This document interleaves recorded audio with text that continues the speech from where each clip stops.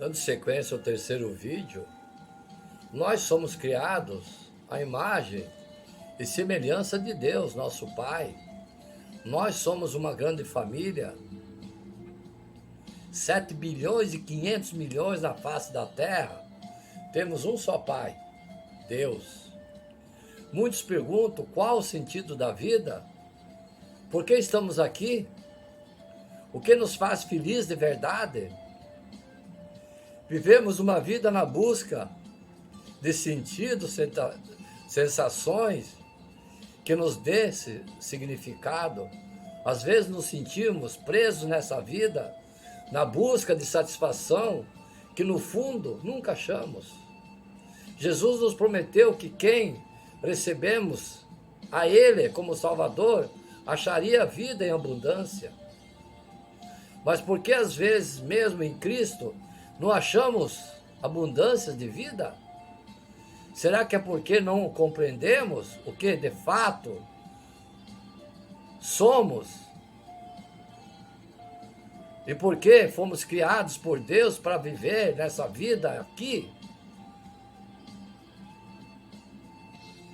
Quero refletir, quer somos no coração de Deus, apesar de que o pecado manchou parte disso, mas Cristo recupera o seu sentido e a qualidade de vida verdadeiramente abundante.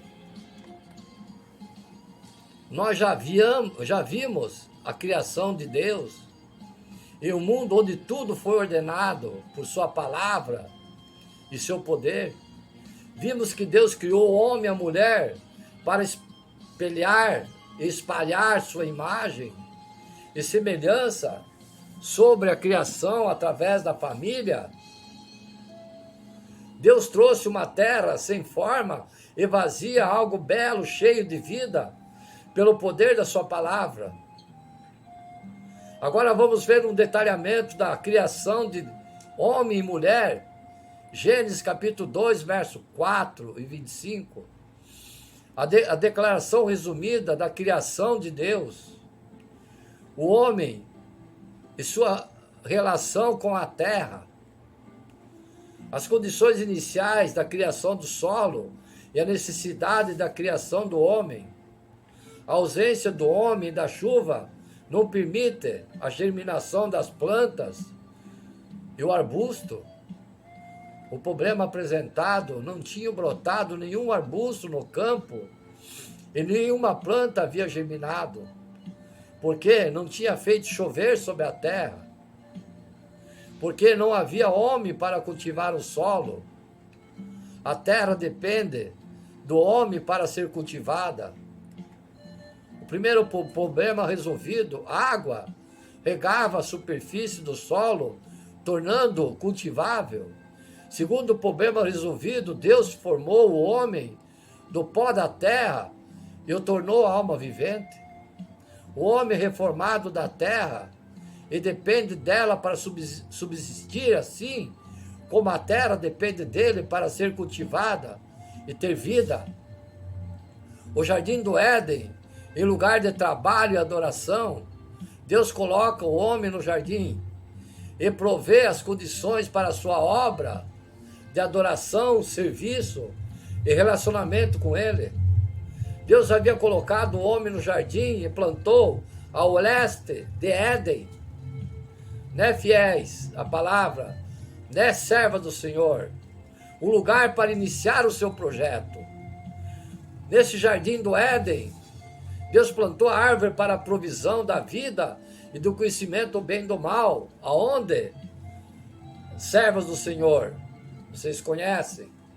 Deus provê as condições iniciais para a vida e adoração, árvores para comer, árvores da vida que demonstra a provisão da eternidade de Deus, árvores do conhecimento do bem e do mal, para prover a moralidade que reforça a escolha do homem no relacionamento e adoração com Deus, os rios e minérios do jardim, um lugar com condições para exercício da criatividade.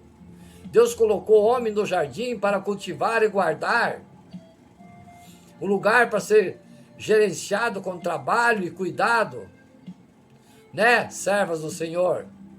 Cultivar, palavra hebraica que tem dois significados no Pentateuco: trabalhar, fazer algo para alguém, e servir a Deus, adorar e ministrar, usada principalmente para o serviço do altar e do sacerdócio.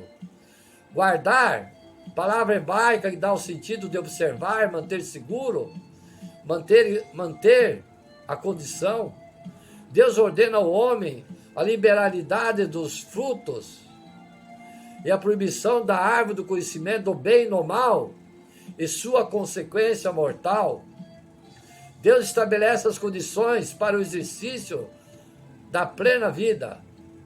Existe uma moralidade a ser preservada.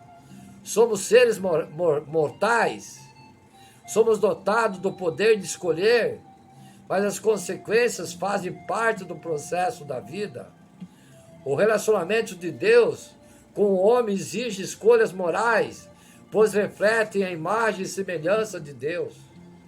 Primeira conclusão do processo: somos seres criados para o trabalho da terra, do objetivo de obter dela nossa provisão diante do serviço motivado em Deus, mas que produz frutos para nós, pois Deus é o provedor da criação. Nosso trabalho na terra é uma das formas de serviço no altar do Senhor e produz adoração a Deus quando feito na motivação moral e correta. Somos seres criados para adoração e relacionamento com Deus. Nosso relacionamento com Ele consiste em Deus definir as diretrizes morais e orientações de como viver nessa vida e nos exige obediência às condições criadas na provisão dele. Deus define quem somos, o que fazemos para vivermos na sua plenitude. O homem e seus relacionamentos, Deus cria a mulher como auxiliadora idônea de um homem que estava só, Adão. Deus afirma que não é bom a solidão do homem e fará uma auxiliadora idônea. Né, servas do Senhor? Prestai atenção. Deus afirma que não é bom a solidão do homem e fará uma auxiliadora idônea. Não é bom que o homem esteja só. Atenção, servas do Senhor. Não fomos criados para a solidão, mas para os relacionamentos. Farei para eu alguém que o auxilie. Não fomos criados para trabalhar em nossa obra diante de Deus sozinhos, mas precisamos de outros junto conosco. Atenção, servas do Senhor, a essas palavras desse pregador. Ézer, ajudador, socorro, uma pessoa que contribui para o cumprimento de uma necessidade ou apoia um esforço ou objetivo. Palavra usada para um ajudador ideal, como Deus, o único capaz de nos apoiar com toda certeza. Na verdade, o termo Ézer é um dos epítetos mais comum para o próprio Javé, ou melhor, Deus de Israel. O homem e a mulher são complementares e não concorrentes. Eles se complementam os dois. A mulher é idônea, que corresponda diante dele semelhante caráter, aparência e natureza. A mulher foi criada para corresponder ao homem os seus aspectos fisiológicos, psicológicos. A expressão aramaico-hebraica, literalmente como diante dele, enfatiza essa correspondência, que por sua vez é inserida quando a origem, num contexto de dependência. Eva foi tirado do lado de Adão, exemplo de uma mão diante da outra mão. Deus leva o homem a nomear todos os animais e o faz compreender que não existia ali a sua auxiliadora idônea. Deus estabelece o domínio do homem em seu relacionamento com as criaturas. Deus faz o homem dormir de sua costela, faz a mulher e o leva até ele. Levou até ele. Deus é o provedor dos relacionamentos. Adão se declara para sua mulher e afirma ser ela tirada dele, portanto, deve ser carne e osso dele. A mulher sai do homem e o homem reconhece isso como sendo ela parte dele e a nomeia com base nisso. Ambos são igualmente dependentes segundo a vontade de Deus. Todavia, nem o homem nem a mulher, o homem sem mulher e nem a mulher sem o homem no Senhor. Porque como a mulher provém do homem, assim também o homem provém da mulher. Mas tudo vem de Deus. 1 Coríntios, capítulo 11, verso 11 e 12. Atenção, servas do Senhor. O autor afirma que a razão de tudo isso culmina na união do homem em uma só carne, no vínculo matrimonial de homem e mulher. O relacionamento entre homem e mulher, a mulher sai do homem, mas volta para o homem. Agora, em relacionamento da unidade emocional e espiritual, e não mais em unidade física e biológica. Eles estavam em estado de inocência no jardim do Éden, Adão e Eva. Eles possuíam um relacionamento perfeito e transparente. Conclusão, somos seres efetivos e criados para o relacionamento com o nosso cônjuge, esposa, familiares e amigos e com a criação em termos de domínio. O casamento é o primeiro relacionamento estabelecido no projeto de Deus, de espelhar e espalhar sua imagem e semelhança sobre o mundo criado, para o casal e seus filhos dominem sobre a criação e se relacionem com Deus, em serviço com a criação, em cuidado para a provisão própria de outros. Somos seres criados basicamente para adoração, serviço e relacionamento, sendo todos eles determinados, provisionados e começados em Deus. Cristo para mim, para nós, como sol, eu não consigo olhar para ele, mas por meio dele consigo ver todas as coisas. A queda desregulou nossas afeições e motivações e hoje temos, com a entrada do pecado em nossas vidas, uma adoração de deuses criados por nós mesmo e que satisfaz os nossos prazeres pecaminosos, egoístas, prazeres da carne. Serviço preguiçoso é feito de maneira errada, sem amor, e qualidade sem desejo de servir a Deus e ao próximo apenas para orgulho pessoal e adoração própria diante da vaidade. Os relacionamentos, perdemos nossa capacidade de se relacionar com Deus em plenitude e o pecado afeta o nosso relacionamento com as nossas esposas, irmãos em Cristo, amigos, filhos, pais, por aí vai. Somos egoístas e só nós relacionamos com quem desejamos e evitamos outros que não gostamos. Somos egoístas em nossos relacionamentos, interesseiros quando buscamos alguém para se relacionar. Como tem sido sua adoração a Deus, seu relacionamento com Deus, seu trabalho aos outros dentro e fora da igreja? Como tem sido o seu relacionamento com as pessoas que Deus trouxe até você? Seu relacionamento com os irmãos em Cristo?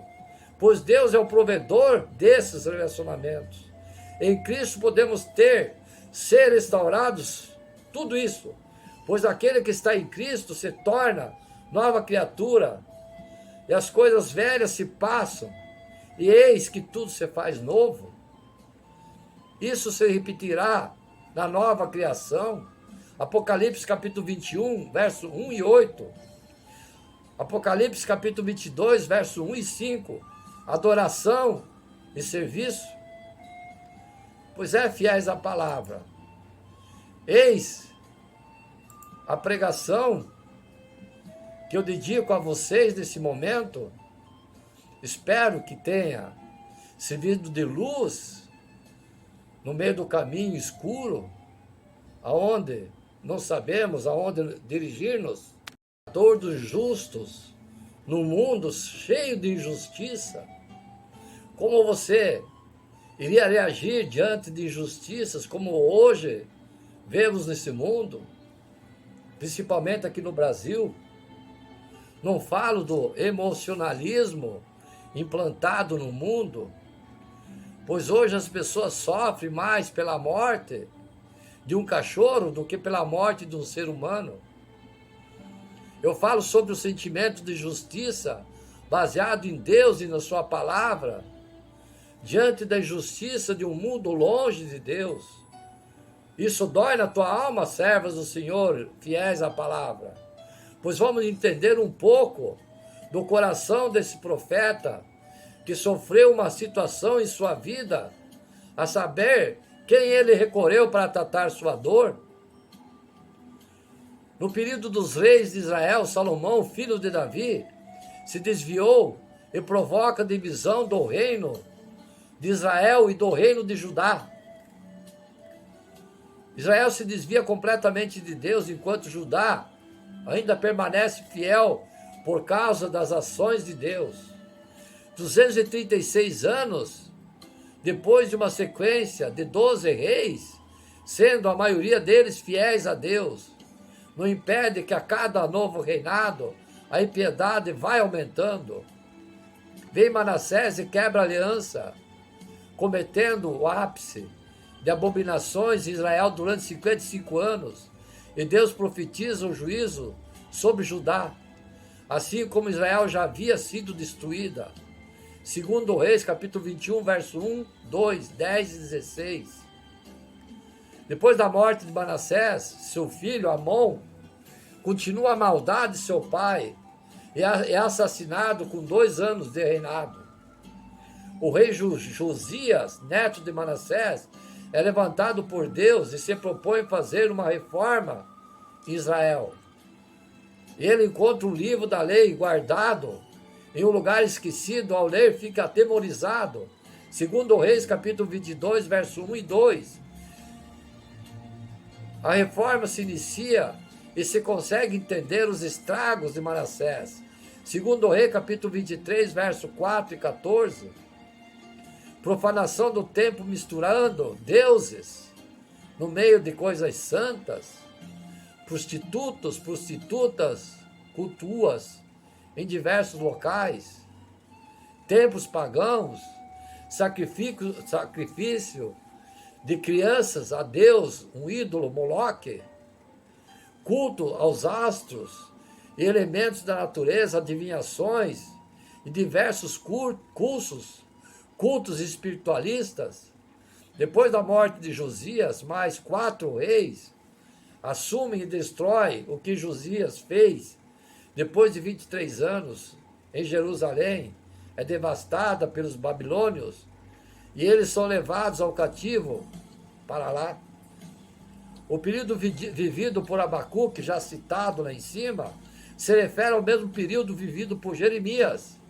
E, portanto, podemos entender o cenário da época, lendo os relatos de Jeremias. Jeremias capítulo 5, verso 1 e 13, mostra a dureza de coração do povo diante do pecado. Jeremias capítulo 7, verso 1 e 15, mostra a condição espiritual do povo e sua corrupção. Jeremias capítulo 8, verso 18. Jeremias capítulo 8, verso 18, 9 e 7. O coração de Jeremias declara a sua dor. Vemos o povo de Deus afastado dele e não podemos deixar de considerar que Deus se refere ao seu povo e não às nações de fora, mas aqueles que estão dentro, o povo dele. Devemos pensar, fiéis à palavra, em 2 coisas. As nações ímpias já eram ímpias, estavam condenadas ao juízo. O povo de Deus era alvo dos profetas, Deus julgava os de dentro, agora por ser pecado, e por serem povo de Deus, deveriam ser diferentes, e dos costumes dos que não conheciam a Deus. Será que a igreja não seria assim também? Claro que devemos guardar as devidas proporções, afinal das contas, estamos lidando com Israel, uma nação e não com uma igreja. Mas precisamos ver que muitas vezes julgamos os de fora, mas deixamos de considerar os de dentro. Esses que deveriam não te deixar serem levados pelos costumes dos ímpios. A dor de Abacuque, Hebreus capítulo 1, verso 1 e 4.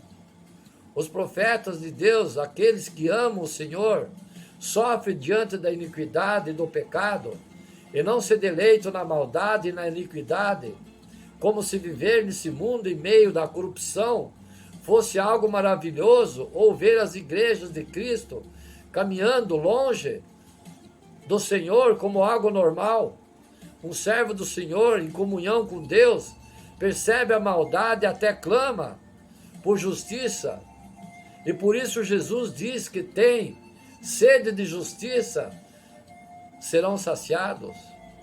E você, diante da perversividade da nossa geração, como tem vivido? Fiéis à palavra e servos do Senhor, tem se deleitado na perversividade e cauterizado sua consciência diante do povo, do pecado, da destruição que vivemos hoje em dia? Ou seu coração dói diante de tudo isso? Você às vezes não entende e parece que nada é feito para melhorar. Onde Deus está no meio? A maldade dessa geração? Se sim, então, bem-vindo ao livro de Abacuque. Assim como o profeta, você está no lugar certo para tratar sua dor e sua alma. Por essas palavras fiéis, termino aqui minha pregação. Espero poder ter contribuído muito a vocês, poder ter elucidado dúvidas em seu coração, que o Senhor, o Divino Espírito Santo, traga sobre vocês muita fé, muita alegria. Peço a vocês nesse momento que pratiquem a leitura da Bíblia, a palavra do Senhor, que é os anseios do Senhor que quer falar a você. Cada capítulo que você abrir na sua Bíblia, Deus está falando contigo. Peço nesse momento, de viva voz, um recado do Senhor a você. Ouçam, leiam o Evangelho, porque o fim está próximo. Os sinais das dores do parto já estão acontecendo. Então, nessa pregação, eu peço, em nome de Jesus, a vocês, que não ignorem as palavras, que não ignorem a fé em Deus, que se joguem em seus braços, para que Ele possa direcionar, dar a mão a vocês no caminho da luz da vida, da verdade, porque se você está afastado, Deus não te enxerga. Você tem que recorrer até Ele, clamar o seu perdão e se arrepender, ouvir a palavra, não pecar contra Ele mais, tentar ser um novo homem, se consertar nas suas atitudes, nas suas ações, para trazer felicidade à sua família, seus filhos, sua esposa, não se importando só com os bens materiais, com tudo que você vê, pois quem tem fé, nada a ver. O que você vê é tudo temporal, passa. Tudo passou nesse mundo, fiéis à palavra. Toda a profecia escrita na Bíblia se cumpriu, irá se cumprir. Repito, irá se cumprir. Então, devemos estar sempre alertas, servas do Senhor, Temos que confiar na sabedoria e divindade de Deus, nosso Pai. Somos sempre provados, sim. Nós temos que estar forte e rijo. E para estar assim, somente jejuar, orar, perseverar. Porque senão, Deus afasta a sua face de ti. Se você não orar, não falar com Ele. Eu peço a vocês, por essas palavras que foram ditadas a vocês, que adentre seus corações e crie em vocês uma armadura contra o mal e que essas palavras edifiquem o seu espírito, a sua sabedoria, o seu exemplo de vida para seus filhos e sua família. Digo isso em nome de Jesus. Glória à divindade do Pai, glória à divindade do Filho e do Espírito Santo de Deus. Amém? Sou o filho do dono eu sou. Amém?